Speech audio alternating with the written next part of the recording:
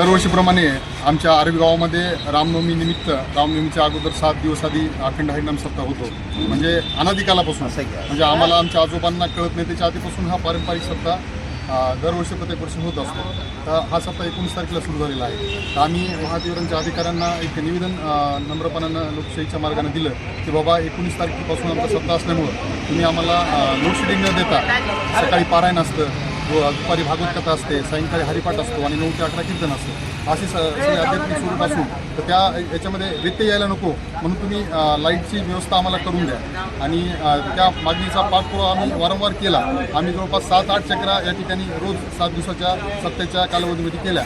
तर त्यांनी ह्या मागणीचं म्हणजे निवेदन न स्वीकारता त्याची अंमलबजावणी न करता प्रत्येक वेळेस 6 ते 10 आणि दिवसांसुद्धा लाईट बऱ्याच वेळा ट्रीप झाली. आम्हाला अक्षरशः कीर्तन घेताना सप्ताह घेताना लाईट नसताना नॉर्मल आवाजामध्ये आम्हाला सप्ते करायला लागले. हे आम्ही सगळं भोगलो आहे. आणि रात्री 1:30 वाजता जे सबस्टेशन आमचं टाकली आहे तिथला ट्रान्सफॉर्मर आमचा उडाला, जळाला. तर पूर्ण गाव रात्रीपासून अंधारात आहे. आज जवळपास आमच्या 20-25 हजार लोकांचं स्वयंपाकाचं नियोजन असतं. आजूबाजूच्या 25 कडेचे लोक येतात, सगळे पाहुणरावणे गावात येतात. तर त्यांचा स्वयंपाक रात्रीपासून चालू आहे. अक्षरशः स्वयंपाकाला सुद्धा पाणी नाही, म्हणजे जेवण बनवायला सुद्धा पाणी नाही, अशी परिस्थिती आमच्या गावात या ठिकाणी उद्भवली. आपण इथं कार्यालयात आला तर अधिकाऱ्याची भेट घेतली.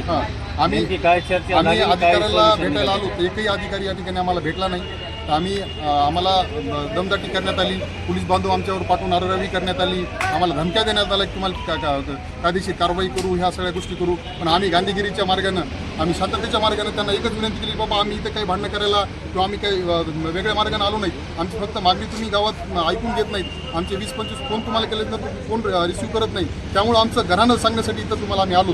तर त्यांचे प्रतिनिधी सामाले सर आमचे असतील ते आले, त्यांच्यामार्फत त्यांच्याशी बोलणं झालं. आमची एकच विनंती की ट्रान्सफॉर्मर लगेच आता दुरुस्त होऊ शकणार नाही, त्याला 7-8 घंट्याचा कालावधी लागणार. आता आमची यात्रा आज लागलीच चालू आहे. संध्याकाळी 8 वाजता या रथाची मिरवणूक आहे. की ट्रान्सफॉर्मरची दुरुस्ती होऊ शकणार नाही एवढं लवकर. तर आम्ही त्यांना विनंती केली की बाबा पेडगाव मार्गे, झरी मार्गे तुम्ही आम्हाला तात्पुरतं लाईट जोडून द्या आजच्या दिवसापूर्वी. ही आम्ही त्यांना विनंती केली आणि ही विनंती आमची त्यांनी मान्य करावी अशी आम्ही तुमच्या वतीनं सगळ्या गावकऱ्याच्या वतीने त्यांना विनंती करतो.